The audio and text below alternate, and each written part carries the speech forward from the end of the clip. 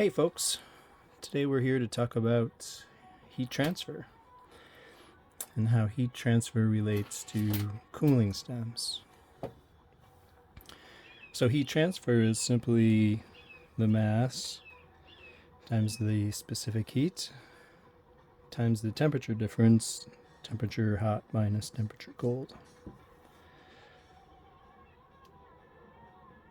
So specific heat is determined by the material, metals being of a higher specific heat and transferring energy faster than, say, glass, and that's a dependent variable on the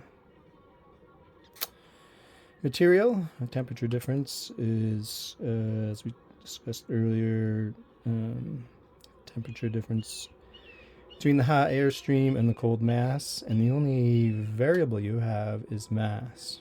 So remember that. So with a standard condenser stem, you have your tip, which is typically about 6 grams. And then you have a condenser inside of this stem, which we can push out, and you'll see an O-ring right at the end that's a little bigger, that fits tight. Second O-ring that's a little looser, that goes in first. And it's a little looser so that it doesn't grab as you make this assembly. So what you can see is those O-rings are here and here. Now, that holds the condenser. The condenser loosely fits into the tip, allowing for air to bypass, come in through the carb hole, along the condenser and along the stem, and then down in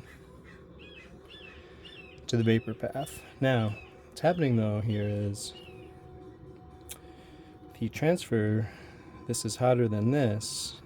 This doesn't have a lot of mass, so it quickly begins to conduct heat into the shell.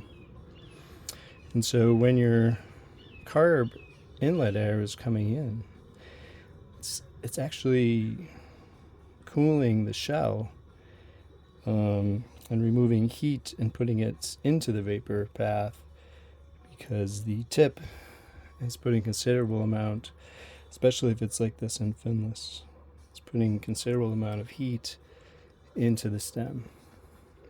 And so since your tip is about 6 grams, it quickly gives up heat, but the 14 grams of the stem assembly isn't a lot of mass. Again, back to the mass. So you're not getting a grand cooling effect from this. And again, you're really cooling the stem rather than cooling the vapor. So now with 3TM, which stands for thermal mass,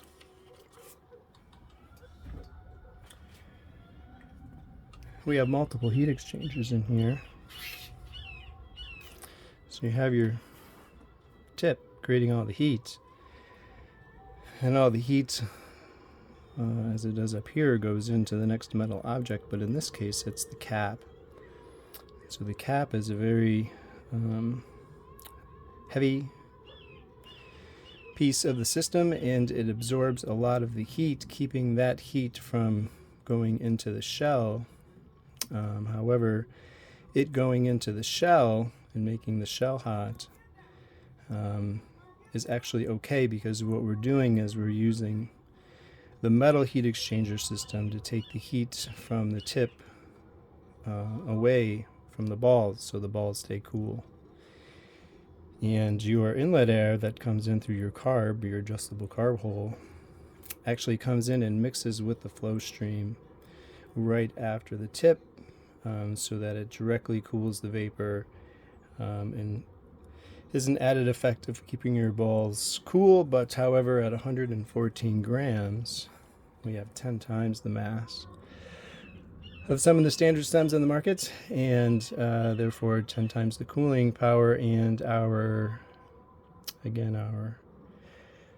inlet air through the carburetor is not cooling the stem, but rather cooling the vapor. So these are the unique multiple heat exchanger scenarios inside the 3TM that allow it to just give you really delicious, cool vapor from the glass balls, while the metal parts continue to heat sink away.